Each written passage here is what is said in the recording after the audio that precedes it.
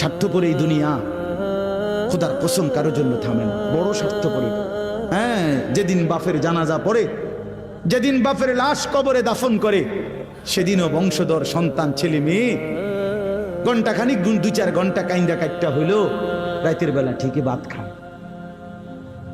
হ্যাঁ, খায় না? পাশের ঘর থেকে খানা আনে, বাবারা ঠিকই খায়। স্বার্থপর দুনিয়াতে থামে না রে ভাই, থামে না দুনিয়া। ওই জন্য আমাদের কারোর জন্য থামবে না। তুমি আমি মরে গেলে শেষ। আবারও বলছি এই কথা, আমি মরে গেলে এরপরে পৃথিবী যত আধুনিকে হোক না কেন, আমার কি কথা বুঝছেননি? আমি মরার পরে যদি সবার ঘর স্বর্ণের বাড়ি হয়ে যায় তো আমার লাভ হইল কি?